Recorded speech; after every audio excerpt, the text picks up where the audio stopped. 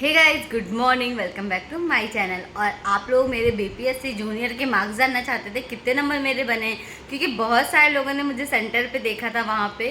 तो चलिए आज सब क्लियर कर देते हैं। इसके अलावा एक गुड न्यूज़ है, जो कि इतने सालों बाद, इतनी मेहनत के बाद शिक्षा सेवा चयन आयोग के आपको अध्यक्ष मिल चुके हैं। उनका क्या नाम है आप सभी को पता है, नहीं पता है आपको इस वीडियो में सब कुछ डिटेल से पता चल जाएगा।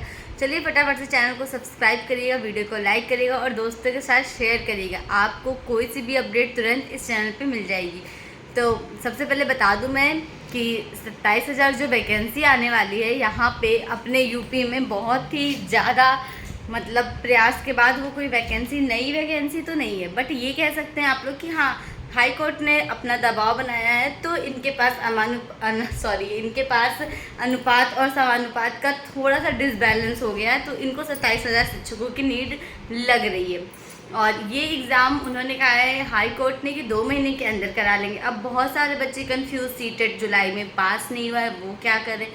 तो वेट, इन्होंने कहा कि 2 महीने में आप एग्ज़ाम करा लो, पर कोई ऐसे ज़बरदस्ती नहीं करी कि 2 महीने में ही करा के रहो। इन्होंने ये भी कहा है कि अगर कोई रीज़न से आप ये चीज़ 2 महीने में नहीं करा रहे हो तो आप न्यूज़पेपर में 2 बार ही डिटेल देना। तो चलिए ठीक है, वो आप लोग अपनी सीटेट दिसंबर की प्रिपरेशन अच्छे से करिए, क्योंकि देखो सीटेट दिसंबर जितना ज़्यादा हो सके ना उतना ज़्यादा पढ़ के क्वालिफाई करिए। अगर सीटेट आपका नहीं क्लियर होगा तो बीपीएससी, देखो सुपर टेट का तो मैं 100% नहीं कह सकती, बट हाँ इतना है कि ये 2 महीने में नहीं करा लेंगे। काफ़ी अच्छे अच्छे टीचर्स ने कहा है यूट्यूब पे। बट बीपीएससी की बात करें तो उसका तो फाइनल है, क्योंकि बीपीएससी टीआरई 3 आप लोगों को प्राइमरी के मार्क्स जानने हैं, आप लोग देख सकते हो वीडियोज़ में बहुत सारे सब कुछ शेयर किया है। ऐसा नहीं कि आपसे कुछ छिपा हुआ है।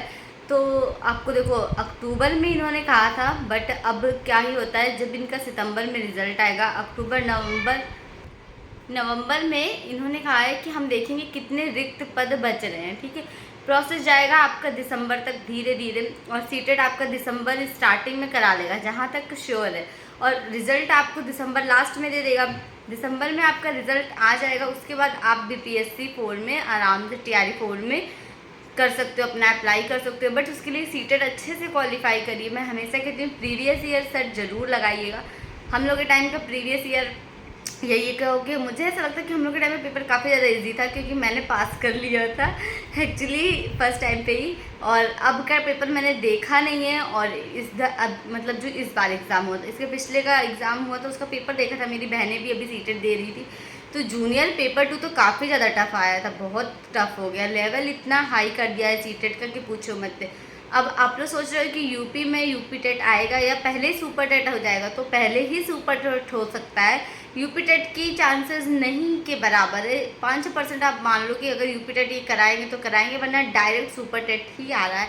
अब तक तो सभी लोग ऐसे बैठे हुए थे कि नहीं पहले यूपी टेट आएगा, फिर 2 महीने का टाइम मिलेगा, फिर सुपर टेट आएगा। बट अब ऐसा कुछ नहीं है, क्योंकि ये हाई कोर्ट का आदेश है कि सुपर टेट इनको 2 महीने में करा के हटना है, पहली चीज़ तो ये एक बात मान के रख लीजिए।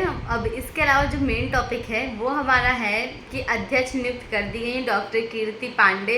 तो बहुत बहुत बधाई हो भैया, फाइनली अध्यक्ष का नाम सुनने में आया, और वो भी दबाव में ही सुनने में आया है, क्योंकि हाई कोर्ट का आदेश था कि 2 महीने में निपटाएंगे। तो भाई अभी तक इतने दिनों से जब अध्यक्ष नहीं मिल रहे थे, तो अचानक से कैसे।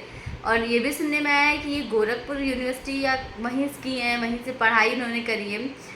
तो बस यही उम्मीद है भैया कि अब थोड़ा वैकेंसी बढ़ा दो, 27,000 से क्या ही होगा। और कौन कौन जा रहा है मुझे ये भी बताइएगा आप लोगों में से। और मार्क्स की बात कर लेते हैं। अब देखो बीपीएससी जब टीआरई 3 का एग्ज़ाम था तो सब लोगों से मैं मिली थी, और उसमें से जो बहुत अच्छे से मुझे जानते हैं और मुझे देखे थे, उनको पता है कि मैं पेपर दिलाने गई थी अपनी बहन का जूनियर का। मैंने फॉर्म नहीं भरा था। हाँ, मुझे पछतावा हो रहा था, कितना बेकार काम लगता है। अब मुझे एहसास हुआ उस दिन के बाद से कि जो मतलब ऐसे हम लोग तो हमेशा अकेले पेपर देने जाते हैं, भैया पापा बहन इन सबको लेके नहीं जाते हैं। मतलब ये रहता है कि कहीं बिहार जा रहे हैं या इतनी दूर जा रहे हैं तो, वरना फिर आसपास होता तो हम लोग खुद ही कर लेते हैं मैनेज। अब मैं आपको क्या बताऊँ, उस टाइम पे गोल्डी अपना पेपर दे रही थी, ठीक है, और उसके मार्क्स कितने बन रहे हैं वो मैं आपको बताऊँगी। तो पता है गोल्डी अपना पेपर दे रही थी, और मेरे साथ क्या हुआ था वहाँ पे कि जैसे अंदर वो पेपर दे रही और बाहर हम लोग बैठे, चटाई वगैरह लेके नहीं गए थे। मैं मेरी दोस्त चांदनी थी, तो वहाँ पे एक नीट एस्पिरेंट लड़का था, उसका नाम नहीं पता बट उसको हम लोग नीट एस्पिरेंट ही बोल रहे थे। तो उसकी जो प्लास्टिक की चटाई नहीं आती 20 रुपये वाली, उसने ले रखी थी। उस चटाई पे हम लोग बैठ के बाहर टाइम पास कर रहे थे। और यकीन मानो वो टाइम पास हो ही नहीं रहा था। हम कह रहे कितने सारे बेचारे लोग के जो पापा लोग जाते हैं और भैया लोग जाते हैं एग्ज़ाम दिलाने लड़कियों को, अकेले जाने में कितना दिक्कत है। अब तो भाई मैं क्या बताऊँ, मैं यहाँ पे भी बाहर रात को निकलने में सोचती, पहले तो मेरा मन करता था, मेरी लड़ाई रहती थी कि आप मुझे रात में घुमाने नहीं ले जाते, सब लोग तो ले जाते हैं, आइसक्रीम खिला के लेके आते हैं ये वो। बट अभी का दिमाग में मेरी ये होता है कि अच्छा ठीक है चलो आप ले आओ, हम घर में ही रहेंगे। ऐसा माहौल हो चुका है। और हम लोग तो खैर एक अनजान शहर में रहते हैं जहाँ हमारा कोई जानने में पहचानने वाला नहीं है, बस अपनी कॉलोनी के लोग हैं, उनके साथ रहते रहते ऑफिस के लोग हैं, हर एक चीज़ ऐसी कोई दिक्कत की बात नहीं। बट अपने शहर अपना यूपी ना एक अलग बात है। जो अपने यूपी में जाके लखनऊ में फीलिंग आती है ना, वो एकदम अलग होती है। तो वहाँ पे हम लोग बैठ के आराम से बातचीत कर रहे थे, टाइम किसी तरह पास कर रहे थे। कुल मिला के ये कहूँगी कि मैं सेंटर पे गई थी, डीएवी मेरा सेंटर पड़ा था सासाराम रोहतास बिहार में, तो आप लोगों से मिली भी थी।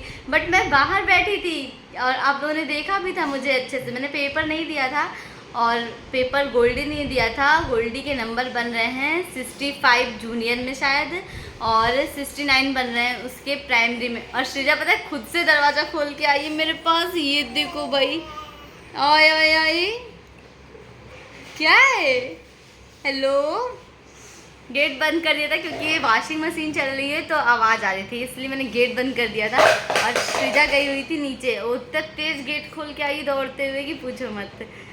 तो भैया पेपर तो अब सुपर टेट भी करा देंगे। अध्यक्ष इनको आज मिल चुकी है, पुराने पैटर्न पे होगा या किस पैटर्न पे होगा ये अभी नहीं कंफर्म है। बात कर रहे थे आप लोग कि मुझे बैच किसका लेना, तो मुझे पता है पहले से ही, मैंने सोच के रखा था कि मुझे इन्हीं टीचर का बैच लेना है।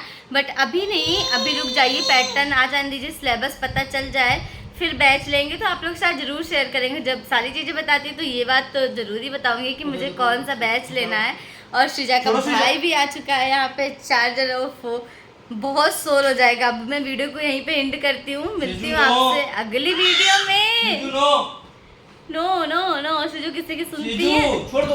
अरे उसको यार, तुम्हारा चार्जर कटा पिटा है, मुंह पर बिचकाओगी अगर किसी दिन लगा कर तो। देखा ये ऐसे मुझे कहते हैं मुंह बिचकाओगी।